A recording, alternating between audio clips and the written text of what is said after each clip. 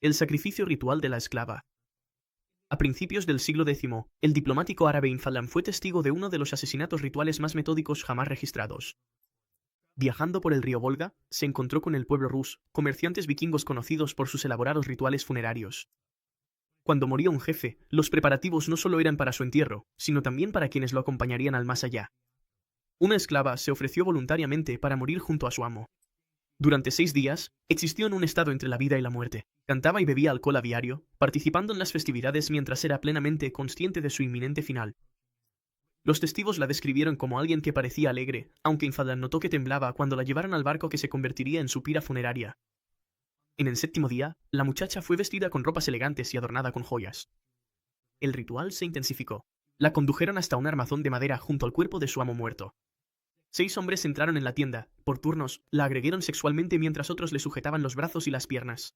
La muchacha gritó mientras los hombres la violaban. Entonces llegó el momento más brutal. Una anciana conocida como el Ángel de la Muerte se acercó con un puñal. 2 hombres apretaron una cuerda alrededor del cuello de la joven mientras la mujer, al mismo tiempo, le apuñalaba entre las costillas. El cuerpo de la muchacha se convulsionó mientras la sangre brotaba de la herida. El estrangulamiento continuó hasta que dejó de forcejear. Colocaron su cadáver junto al de su amo en el barco.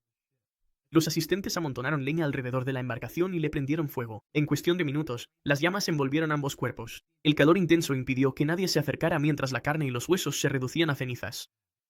Infadlan registró la escena con horror, señalando que los propios Rus parecían impasibles ante el espectáculo. Para ellos, no era un asesinato, sino un honor. Una sirvienta que acompaña a su amo a la otra vida mediante un ritual de fuego y sangre. Esclavo romano crucificado en Britania. En 2017, los arqueólogos hicieron un descubrimiento inquietante en Fenston, en Tembrie-Sire. Entre los restos óseos que datan entre el año 130 y el 360 después de Cristo, se encontraba un hombre que había sufrido una de las ejecuciones más infames del Imperio Romano. El esqueleto, que se estima tenía entre 25 y 35 años al morir, presentaba marcas que contaban una historia aterradora de sus últimos momentos. No se trataba de un entierro común. Era la primera evidencia arqueológica de una crucifixión encontrada jamás en Britania. El examen de los huesos reveló un adelgazamiento en los huesos de las piernas, consistente con un encadenamiento prolongado. Este hombre había estado físicamente retenido durante largos periodos antes de su ejecución. Aún más inquietante fue un clavo encontrado atravesando su hueso del talón, una prueba inconfundible de crucifixión. El clavo había sido martillado de un lado al otro, atravesando el pie y sujetando a la víctima a la cruz de madera. Los historiadores estiman que el proceso de crucifixión duraba entre varias horas y varios días. La víctima era primero azotada con un látigo de varias colas incrustadas con hueso y metal. Solo esto podía desgarrar la carne hasta el hueso, provocando una pérdida extrema de sangre y dejando expuestos los órganos internos. En su estado debilitado, se le obligaba a cargar el travesaño hasta el lugar de la ejecución. Una vez clavado en la cruz, la muerte llegaba lentamente. Con los brazos extendidos hacia afuera y hacia arriba, los músculos del pecho quedaban cada vez más paralizados. Cada respiración le obligaba a impulsarse sobre sus pies clavados, lo que le causaba un dolor insoportable. Poco a poco, el dióxido de carbono se acumulaba en su torrente sanguíneo, alternaba entre la asfixia y un dolor abrasador durante horas. La causa de la muerte probablemente era una combinación de shock, deshidratación y asfixia. Sus pulmones se llenaban lentamente de líquido mientras su corazón luchaba por bombear. La consciencia se mantenía hasta casi el final, obligándole a experimentar cada momento de su ejecución. A pesar de esta muerte cruel, su cuerpo fue enterrado formalmente en un cementerio junto a otras personas, lo que sugiere que en la muerte se le concedió una cierta dignidad que no había recibido en vida. Empalamiento del esclavo Titus. En septiembre de 1714, en el Caribe colonial, un esclavo llamado Titus se enfrentó a una de las ejecuciones más dolorosas de la historia. Los registros judiciales muestran que Titus había sido acusado de planear una rebelión contra su amo. El tribunal colonial lo condenó a un castigo diseñado no solo para matarlo, sino para servir como un ejemplo aterrador para los demás, el empalamiento. En la mañana de su ejecución, Titus fue conducido a la plaza del pueblo, donde una estaca de madera afilada había sido fijada verticalmente en el suelo. Los guardias le obligaron a tumbarse de espaldas mientras la punta de la estaca se colocaba en la base de su columna vertebral. Con una precisión calculada, empujaron su cuerpo hacia abajo sobre la estaca. La madera penetró en su cuerpo, abriéndose paso a la fuerza a través de sus órganos internos. La destreza del verdugo era horrible, pero deliberada.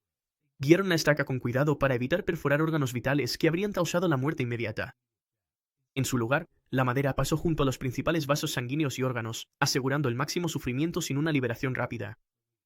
Cuando la estaca salió por la parte superior de su pecho, Titus fue levantado en posición vertical, y el peso de su cuerpo hizo que la estaca se hundiera aún más. Los testigos dejaron constancia de su asombro al ver que Titus permanecía consciente tras la empalización. La sangre corría por la estaca mientras él quedaba suspendido en el aire, por encima del suelo.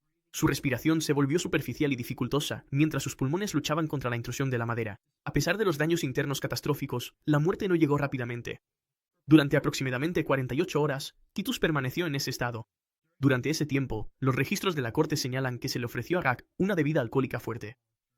Asombrosamente, se la bebió, comentando que, como estaba bien clavado en la estaca, no había miedo de que se cayera. Sus palabras revelaban una lucidez aterradora a pesar de su estado. Tras sucumbir finalmente a sus heridas, los verdugos decapitaron el cadáver de Titus y le cortaron la mano derecha. Estas partes del cuerpo fueron clavadas en postes frente a la propiedad de su amo, como una advertencia macabra para quienes pudieran considerar actos de desafío similares. El esclavo decapitado de Sichar.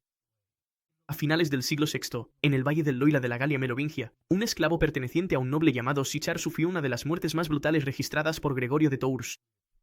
El esclavo, cuyo nombre no se ha conservado en los registros históricos, no había cumplido con las tareas asignadas a satisfacción de su amo. Lo que siguió fue un castigo que sorprendió incluso a los contemporáneos, acostumbrados a la violencia. Sichar comenzó golpeando salvajemente al esclavo, asestándole repetidos golpes con un bastón de madera hasta que la piel del hombre se abrió. La sangre brotaba de múltiples heridas mientras la paliza continuaba sin piedad. Desesperado, el esclavo agarró la espada de Sichar de su vaina. Este acto de autodefensa sellaría su destino. Aunque el esclavo no atacó a su amo, el simple hecho de tocar el arma se consideró una transgresión imperdonable. Sichar llamó a sus aliados, quienes rápidamente apresaron al hombre ensangrentado. Lo arrastraron hasta un árbol cercano, donde ya habían preparado las herramientas para su castigo.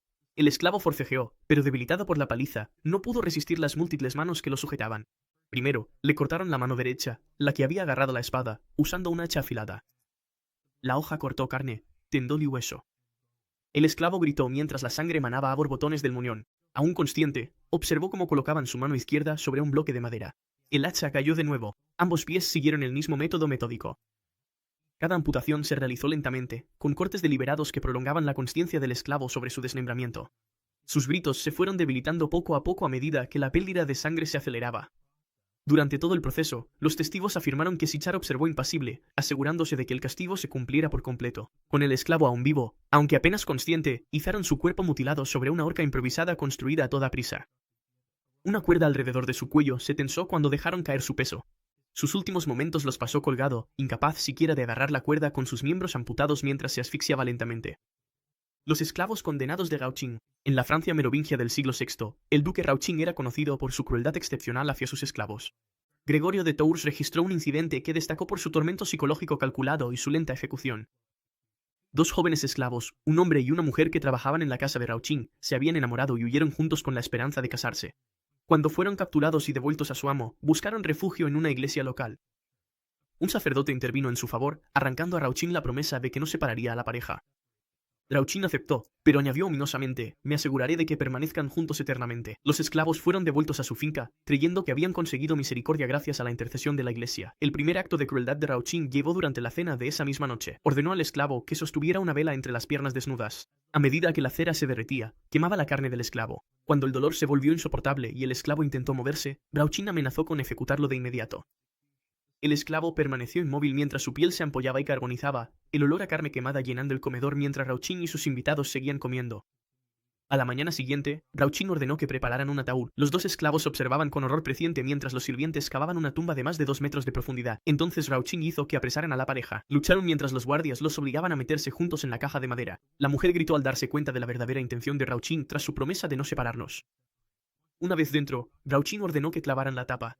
Se oían los ruegos ahogados de la pareja desde el interior mientras el ataúd era bajado a la tierra. Ahora estaréis unidos para siempre, anunció Rauching mientras los sirvientes empezaban a echar tierra sobre el ataúd.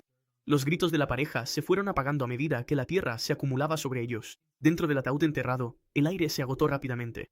La pareja se abrazó en la oscuridad, jadeando mientras el oxígeno se acababa. La muerte llegó lentamente por asfixia. Cuando la tumba fue exhumada más tarde por insistencia del sacerdote, encontraron los cuerpos aún abrazados. El compañero decapitado. En un yacimiento funerario vikingo del siglo X en Stengade, Dinamarca, los arqueólogos descubrieron una tumba que contenía 2 esqueletos, uno de un guerrero de alto rango rodeado de armas y valiosos ajuares funerarios, y otro de un joven cuyos restos contaban una historia inquietante. El esqueleto secundario mostraba señales de haber sido atado de muñecas y tobillos. Más reveladora aún era la posición del cráneo, separado del cuerpo y colocado a los pies del enterramiento principal. No se trataba de una muerte natural, sino de un sacrificio humano deliberado. El individuo secundario probablemente era un siervo, un esclavo propiedad del guerrero vikingo. El análisis de los huesos reveló que el esclavo tenía entre 16 y 20 años y había sufrido periodos de malnutrición a lo largo de su corta vida. Las marcas de corte en las vértebras cervicales indicaban una decapitación metódica realizada con una hoja afilada, probablemente una espada o un cuchillo especializado. El sacrificio se habría llevado a cabo como parte del ritual funerario. Mientras se preparaba el cuerpo del guerrero para el entierro, se eligió el esclavo para que acompañara a su amo al más allá. El joven habría sido consciente de su muerte inminente durante horas o incluso días antes. A diferencia de algunas muertes ritualizadas en las que se usaban sustancias para adormecer los sentidos, las pruebas sugieren que el esclavo permaneció completamente consciente durante el procedimiento. La ejecución se llevó a cabo con el esclavo arrodillado. Sus manos estaban atadas a la espalda con cuerda o correas de cuero, impidiéndole cualquier resistencia. Se colocó un bloque de madera bajo su cuello. El verdugo, probablemente un guerrero experimentado, se habría situado a un lado, calculando el ángulo preciso necesario para un corte limpio. El primer golpe seccionó los principales vasos sanguíneos del cuello, provocando una pérdida de sangre inmediata y catastrófica. El esclavo habría permanecido consciente durante aproximadamente entre 15 y 30 segundos mientras la presión sanguínea en el cerebro caía en picado. Fueron necesarios varios golpes posteriores para separar completamente la cabeza del cuerpo, como lo demuestran varias marcas de corte distintas en las vértebras. Una vez decapitado, el cuerpo del esclavo fue dispuesto en la tumba junto a su amo, con la cabeza cercenada colocada a los pies del enterramiento, sirviendo en la muerte como lo había hecho en vida. Manos y pies amputados. Entre los siglos XIII y XV en Estremoz, al sur de Portugal, los arqueólogos descubrieron pruebas de uno de los castigos más metódicos de la historia. En el extremo de una necrópolis medieval, lejos de la zona principal de enterramientos, yacían 3 esqueletos masculinos uno al lado del otro. Todos eran jóvenes, con una edad estimada entre los 18 y los 25 años. Cada esqueleto presentaba la misma horrible mutilación. Les habían amputado sistemáticamente las manos y los pies. El análisis forense reveló que no se trataba de heridas de batalla ni de mutilaciones post-mortem. Las marcas de corte en los huesos mostraban secciones limpias y deliberadas hechas con instrumentos afilados, probablemente hachas o cuchillos de carnicero. Aún más inquietante era la evidencia de curación ósea en los lugares de amputación, lo que indica que las víctimas sobrevivieron varios días tras la mutilación inicial. Los registros históricos de la época describen que este castigo se reservaba para esclavos que habían intentado escapar en múltiples ocasiones. El proceso comenzaba en público, diseñado para servir de advertencia a los demás. Las víctimas eran sujetadas a mesas o bancos de madera, con las extremidades extendidas e inmovilizadas. El verdugo empezaba por los pies. Un golpe preciso separaba cada pie a la altura del tobillo. A veces, los vasos sanguíneos se cauterizaban con hierros al rojo vivo para evitar la muerte inmediata por pérdida de sangre. Cada víctima permanecía consciente, experimentando todo el dolor del procedimiento. Después seguían las manos, que se seccionaban a la altura de las muñecas con la misma precisión. Sin atención médica adecuada, la infección se instalaba rápidamente. Fiebre, delirio y shock séptico aparecían en cuestión de días. Las víctimas sufrían una sed extrema mientras sus cuerpos luchaban contra la infección sistémica. El dolor habría sido constante y severo, sin alivio de ningún medicamento. La muerte, cuando finalmente llegaba tras aproximadamente 3 a 5 días, se debía a la septicemia y no a la pérdida de sangre.